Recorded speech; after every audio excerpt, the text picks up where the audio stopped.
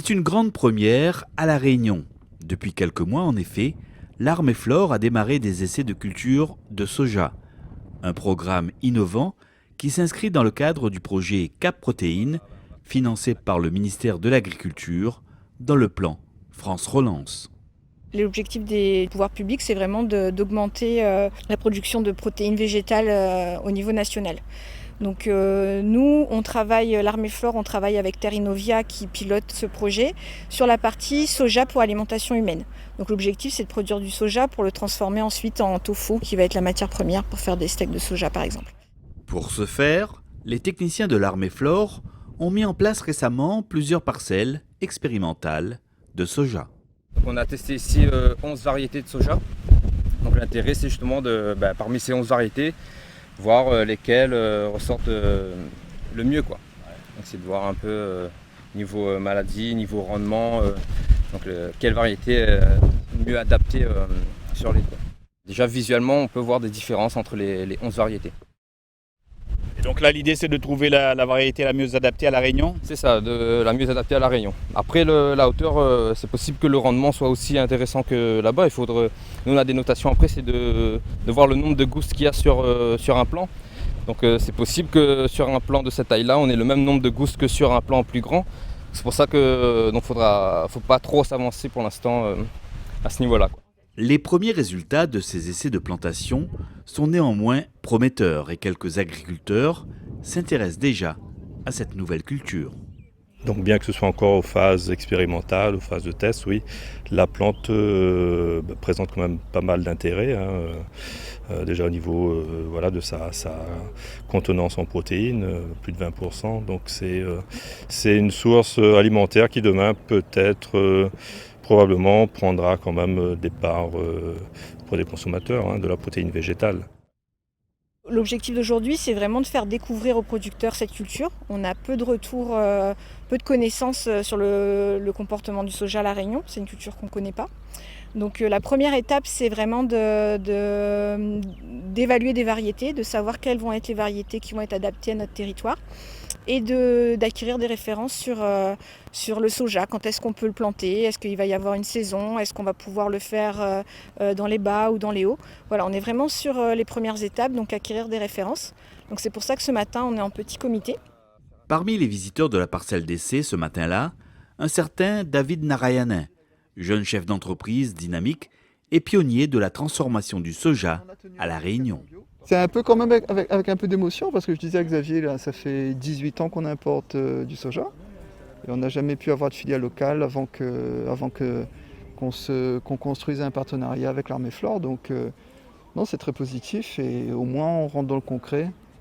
On voit, on sent, on touche, c'est très important. Même s'il y a encore des étapes à franchir, il y a encore des essais à mener. Mais voilà, c'est un premier pas vers une production locale, quoi. Ah oui, tout à fait. Ben là, c'est plus qu'un premier pas, parce que nous, on a commencé à faire des essais sur les premiers lots de soja que l'Armée Flore a planté.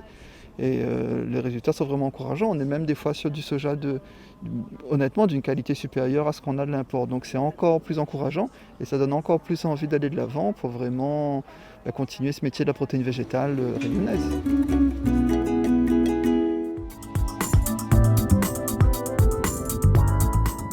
Verra-t-on un jour des champs de soja bio cultivés à La Réunion? Peut-être bien. L'Armée Flore, institut technique reconnu, s'y emploie en tout cas en menant depuis quelques mois des essais sur la culture de cette légumineuse fabuleuse. Pour l'instant, on n'a travaillé que sur la station d'expérimentation de l'Armée Flore. On commence à avoir des résultats intéressants et du coup on aimerait continuer à la phase expérimentale mais chez des producteurs pour pouvoir discuter avec eux de l'itinéraire technique, le faire évoluer en fonction du matériel qu'ils ont et continuer à acquérir ces références. La production annuelle d'une vingtaine de tonnes de soja bio sur une dizaine d'hectares est à ce jour envisageable et permettrait ainsi de créer une nouvelle filière. L'intérêt de cette culture, elle serait mécanisable pratiquement à 100%. Donc ça peut présenter un intérêt de diversification, notamment dans le cadre des cultures bio. D'autant plus qu'on a l'obligation depuis 2022 d'introduire une légumineuse dans nos cultures, dans nos pratiques, donc ça peut tomber à point. Une culture nouvelle qui tombe aussi à pic pour David Narayanan. Dans son usine de 3 bassins, il transforme ainsi depuis peu ses graines de soja bio 100% pays. Ça, c'est le soja pays, ça. Voilà, ça c'est du soja qui a poussé à Saint-Pierre, hein, sur les parcelles de l'Armée Flore. C'est ce qu'on a vu qui était au champ précédemment. Donc le soja est rentré pour la partie transfo maintenant. Là, on a vraiment la matière première brute. Et ce grain, il va être mis en trempage réhydraté. Ensuite, il va être broyé. On va faire l'extraction de la partie liquide. Et la coagulation, comme vous avez pu le voir tout à l'heure. Et après la coagulation, on a ce qu'on appelle du tofu, donc une protéine végétale ferme.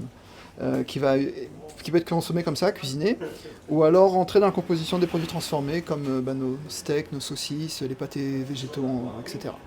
Donc voilà, c'est un procédé qui est assez long et qui demande un contrôle à chaque étape de la production.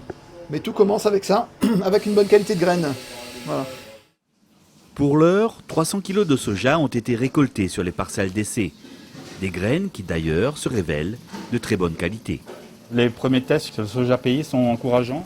Oui, très encourageant. On ressent vraiment les qualités organoleptiques d'un produit frais, une texture beaucoup plus agréable, un arôme beaucoup plus présent et vraiment une consistance propre à un produit frais, vraiment.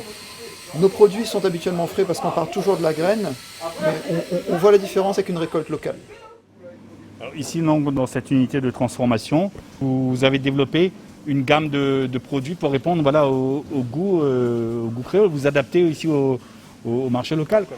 Oui, c'est notre marque de fabrique parce que Soja Santé est une entreprise réunionnaise et pour bien faire la différence entre les entreprises belges, françaises ou espagnoles qui exportent leurs produits jusqu'à la Réunion, on a vraiment voulu donner une note très locale à nos produits, donc par les recettes et demain par également la provenance des matières premières. Donc c'est vraiment un projet qui nous tient à cœur, c'est de localiser un maximum nos produits.